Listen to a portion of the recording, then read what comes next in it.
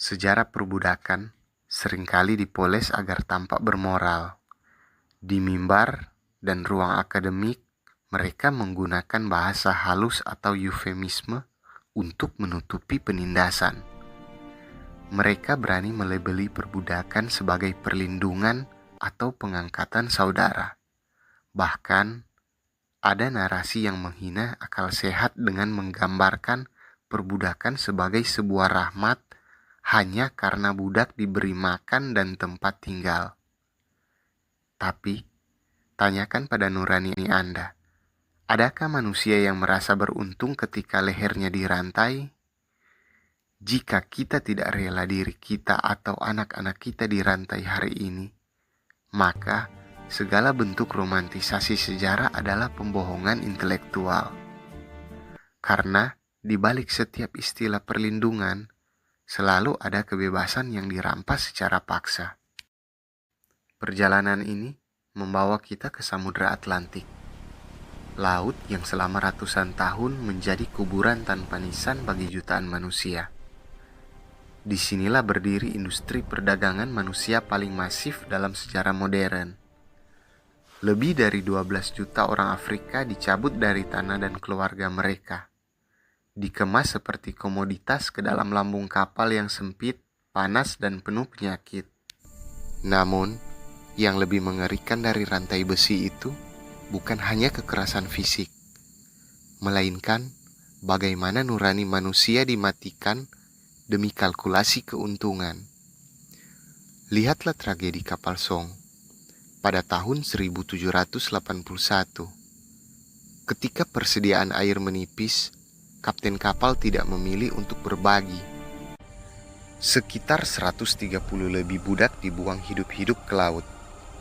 Alasannya bukan kepanikan, melainkan hukum budak yang mati sebagai kecelakaan di laut dapat diklaim asuransinya.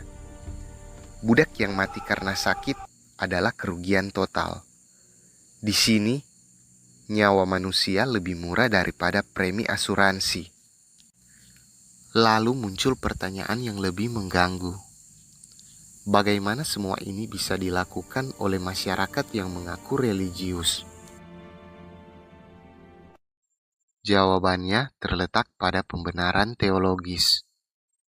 Doktrin yang dikenal sebagai kutukan HAM dihidupkan kembali dan dipelintir untuk mengklaim secara teologis bahwa orang Afrika ditakdirkan oleh Tuhan untuk hidup sebagai budak. Agama tidak lagi berfungsi sebagai kompas moral. Ia diubah menjadi stempel legal bagi penindasan. Perbudakan di dunia barat bukanlah kecelakaan sejarah. Ia adalah sebuah sistem yang dibangun dengan kalkulasi ekonomi yang dingin dan dibungkus dengan pembenaran spiritual yang palsu. Jika sejarah barat meninggalkan luka di ladang kapas, maka sejarah sebagian dunia muslim meninggalkan jejak berdarah di rawa-rawa garam dan jalur gurun yang membara. Selama lebih dari 1000 tahun perdagangan budak di bawah berbagai kekuasaan dunia muslim berkembang menjadi sistem yang luas dan terorganisir. Namun yang sering disampaikan kepada publik hanyalah kisah ideal tentang kesetaraan. Sementara sejarah mencatat tragedi yang jauh lebih kelam, pemberontakan Zanj. Puluhan ribu budak dari Afrika Timur dikirim ke rawa-rawa garam di Basra, Irak. Menurut catatan sejarawan abad ke-9 Al-Tabari, mereka dipaksa bekerja di bawah terik matahari untuk mengupas lapisan garam beracun demi membuka lahan pertanian. Kondisi yang mematikan ini memicu pemberontakan besar yang berlangsung hampir 15 tahun dan berakhir dengan penumpasan brutal serta korban massal. Ini bukan gambaran pengangkatan saudara, melainkan eksploitasi kerja paksa yang memusnahkan tubuh dan martabat manusia. Namun ada kekejaman lain yang lebih sunyi dan lebih jarang dibicarakan. Perdagangan budak yang dikebiri. Permintaan tinggi akan penjaga harem dan abdi istana menciptakan industri kebiri yang sistemik. Para penguasa memilih jalan yang dingin dan kalkulatif, meniadakan kemampuan reproduksi demi menjamin keamanan garis keturunan di dalam istana. Sejarawan Jan Hogendoorn mencatat bahwa prosedur kebiri brutal terhadap anak laki-laki ini memakan korban yang sangat masif. Tercatat dalam sumber sejarah bahwa tingkat kematiannya mencapai 50 hingga 80%, yang mengakibatkan harga mereka melonjak hingga berkali-kali lipat di pasar budak. Inilah sisi gelap yang kerap dihapus dari narasi kejayaan, bahwa di balik setiap kemegahan istana, terdapat tumpukan tubuh pemuda yang kehilangan masa depan dan martabat mereka. Ada sebuah narasi yang sering diulang, seolah perbudakan di dunia Islam perlahan menghilang karena aturan internal yang mendorong pembebasan budak. Sejarah tidak mendukung klaim ini. Jika kita melihat garis waktu global, wilayah-wilayah yang berada di bawah pemerintahan Muslim justru termasuk yang paling lama mempertahankan praktik perbudakan. Hal ini bukan karena kedalaman spiritual, melainkan karena perbudakan telah menjadi bagian penting dari struktur ekonomi dan sosial. Penghapusan perbudakan di wilayah-wilayah ini tidak didorong oleh peraturan internal sebagai faktor penentu.